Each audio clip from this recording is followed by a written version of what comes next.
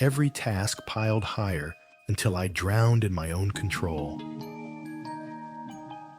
I remember sitting at my desk one Monday morning, compliance emails open on one screen, client messages buzzing on my phone, marketing drafts half finished on another tab.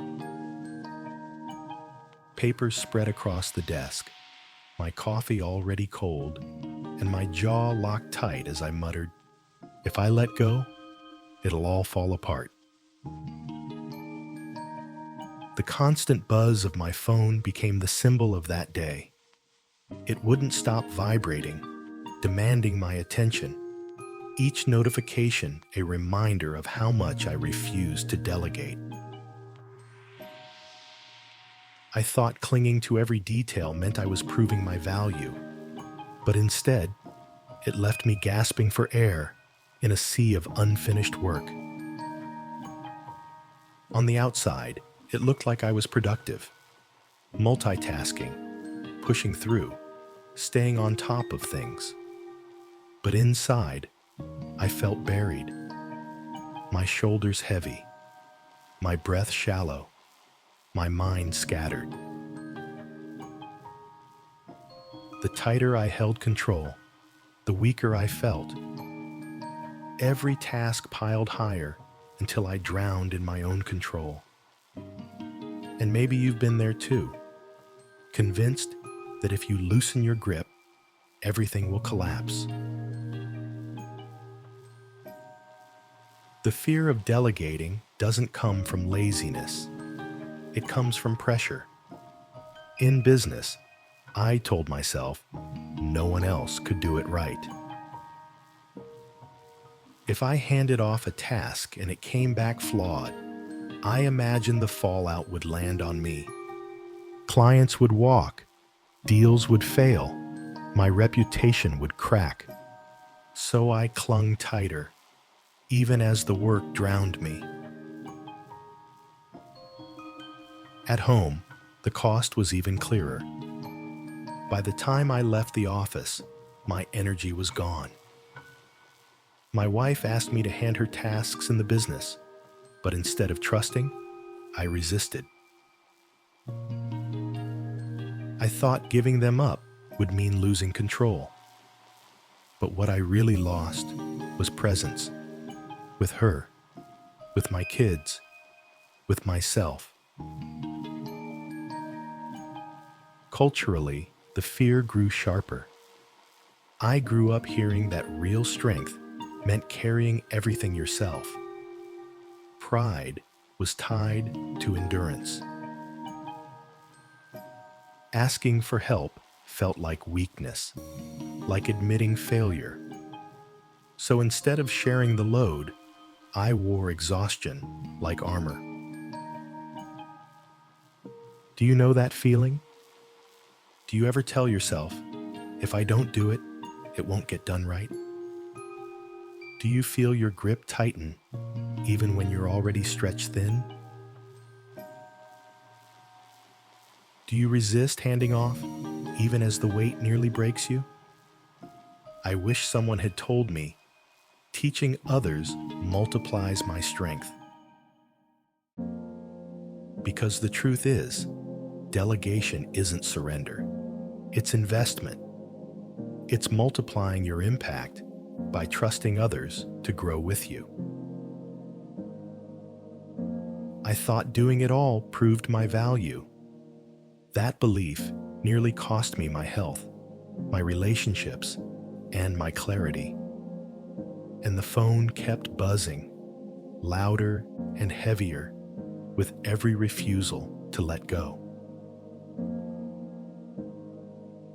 The breaking point came in my own whisper. If I let go, it'll all fall apart. My phone buzzed again, rattling on the desk, and my chest squeezed tighter.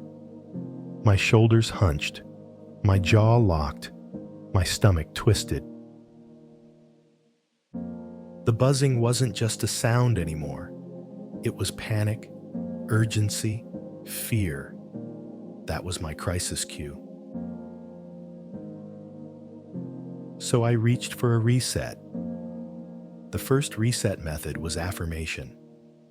I whispered under my breath, I build by sharing, not by clutching. At first, the words felt false, but the more I repeated them, the lighter my chest grew. Slowly, the grip loosened.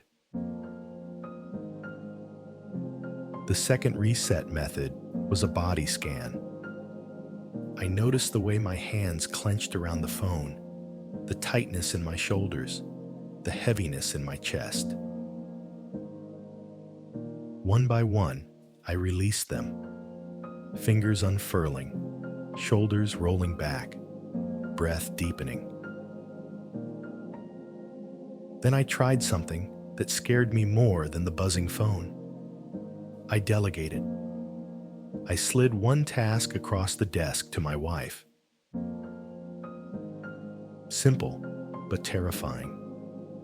I half expected the sky to fall, but it didn't. She handled it capably, calmly, and my shoulders dropped for the first time all day.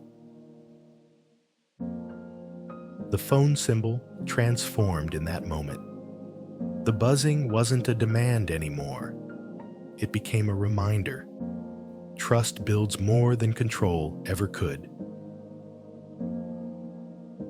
By the end of the day, my breath slowed, my chest softened, and I whispered a new truth. Teaching others multiplies my strength. That reset reframed delegation for me. I realized the fear wasn't about others. It was about me, about my pride, about my belief that value only came from carrying everything. But the moment I let go, I discovered strength wasn't lost. It was multiplied. Teaching others multiplies my strength. Trust expands where control suffocates. The phone, once a symbol of panic, became something else. It still buzzes, but now I see it as an invitation to share, to trust, to release. Letting go built trust I didn't know I needed. Let's practice this together. Think of one task you're holding too tightly, something you tell yourself no one else could handle. Hold it in your mind. Now pause. Inhale slowly. On the exhale, whisper, I build by sharing, not by clutching. Repeat it 3 times. Notice how your chest loosens with each breath. Next, unclench your hands. Literally open your palms. Imagine placing that task in someone else's care. Picture them handling it well, maybe even better than you would. At work, this practice builds trust and creates space for growth.